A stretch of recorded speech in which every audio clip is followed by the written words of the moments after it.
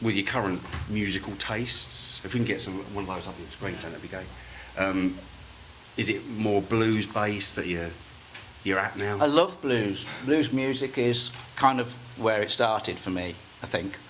And just as you say, when you heard the specials, you went back to Trojan, whatever. So I've gone back to Chicago blues, and I love. And I didn't want to just do a pretty picture of Muddy Waters or Lightning Hopkins or whatever, because you got a photo. I wanted to try and explain somehow what the music was like, or how it affected me. Yeah. Because those people lived hideous lives.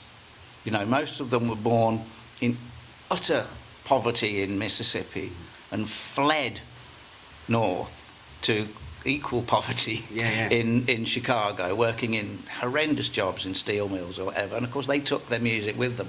And just as they took the acoustic music of the South and took it up north, where it became industrialised, where it became electric. In 1962, Muddy Waters was the loudest band in the world. You know, and I wanted to somehow describe that, because keep this one on. This is my favourite. This is Hound Dog Taylor, who was born in either 1915 or 1916. He wasn't sure, but you know. And then he left. He left where it was. I think somewhere in Mississippi, and went to Chicago, pursued by the local Ku Klux Klan, apparently. Which I put him in my... But he was great. I first heard Hound Dog Taylor. Does anybody here know what I'm talking about? Yeah. He sounds like The Clash, doesn't he? You know, absolutely amazing. You know, he played cheap Japanese guitars through cheap Sears amplifiers, turned up full, and makes this guitar tone that, you know, that Billy Gibbons from ZZ Top would like donate body parts to get, you know, and one with 6 fingers as well, which is kind of weird. Yeah, handy. But the music just sounded like the equivalent of barbed wire, which I just wanted to put that in. But and then he went up to Chicago, and but I wanted to try and encapsulate some of that. So that's what these are about. There's like where he was born, where he went, and all the clubs in Chicago at that time, and just this abandon, just musical abandon. That this music, you know, makes me go crazy. I mean, it became very influential. I mean, you know, you get Howlin' Wolf and Rolling Stones albums in the mid '60s, and then obviously Led Zeppelin start lifting blues and not crediting it and stuff like that. And there is a bit in the book where somebody sort of, when you're touring abroad, sort of says, "Oh, the specials aren't crediting the artists," you know, but it was a complete mistake. It was. We didn't put. There are no credits on Gangsters because we didn't know where to pay the money to. That's why. No, not because we were ripping anybody off. You know, it was annoying for the record company because you would have sort of 4 people all going to Chrysalis and saying, "Hello, I represent the estate of so and so and so. Give me my money." You know, and well, that's funny because somebody who we didn't know came in the other day and said exactly the same thing. So it was kind of, but I wanted, you know, kind of mixed music as well. Miles Davis, who changed the face of jazz at least 4 times, was interested in the sort of the Europe, as much interested in European composers as he was, you know, sort of jazz, which is why, you know, it looks like a Mondrian. You know, I like the face because it's almost like visualising. Well, you say so. Yeah, well, I wanted to describe the music, or as opposed to just do a pretty picture of the person who played it. So it's been. It's been a journey, David. Yeah. How Simon? Sorry. Andy? No, I was trying to get a bit X Factor on you. No. I was going to say we haven't talked about process. How do you make your art? These start on a foot square lump of wood, and then they're enlarged. They're twice, so they're 2 foot square. Right. Then I'll do some more work on them, and so that will be what the prints are made from. Right. I wanted my art to be accessible. It wasn't, you know.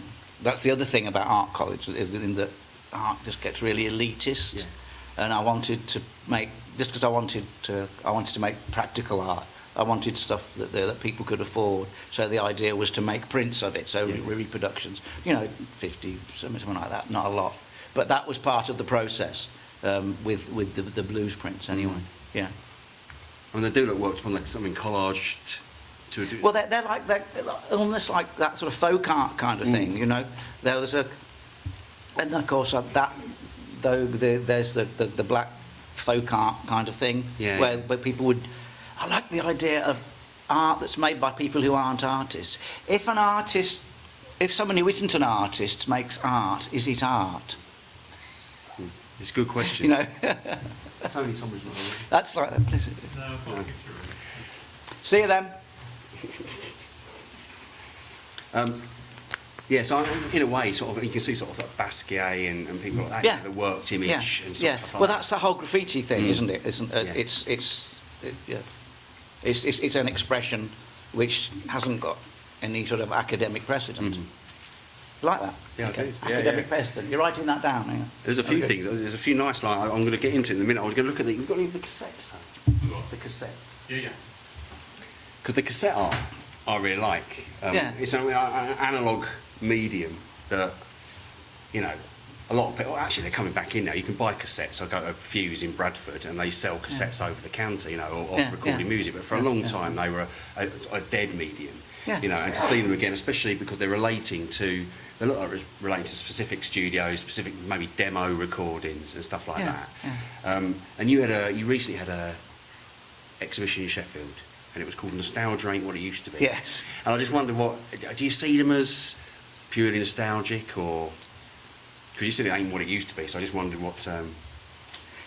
It was just a take on the fact of nostalgia, and I think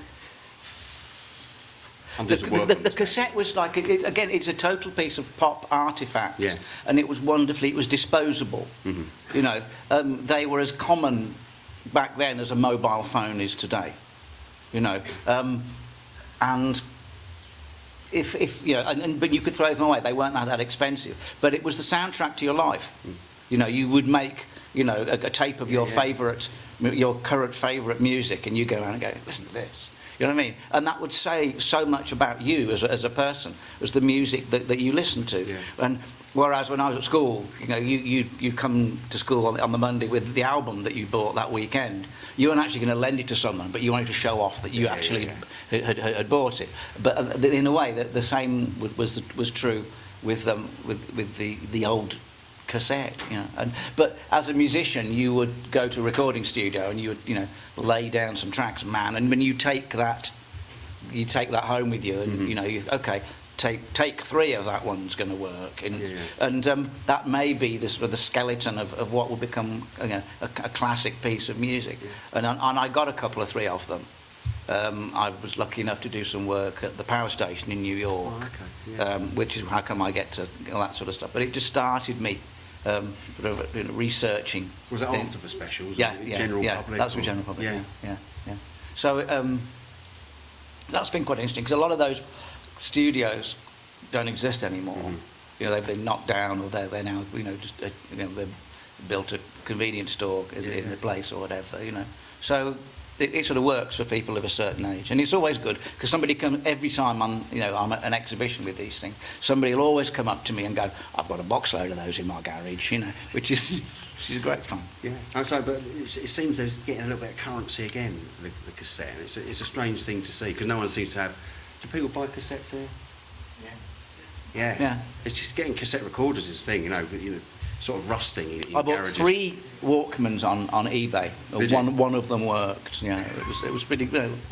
Yeah, I mean, but the Sony Walkman, I mean, it's fantastic. I mean, that was just so liberating. You know, you would carry, you know, otherwise you had to walk around with a fucking great big stereo on your shoulder. You know what I mean? And everybody else would, you know, oh, you like LL Cool J, do you? You know, whereas with that, you know, you could take your own. It was liberating. You could take your own personal music with you, and you had this sort of soundtrack to everything. You know, and nowadays, you know, it's everybody's got.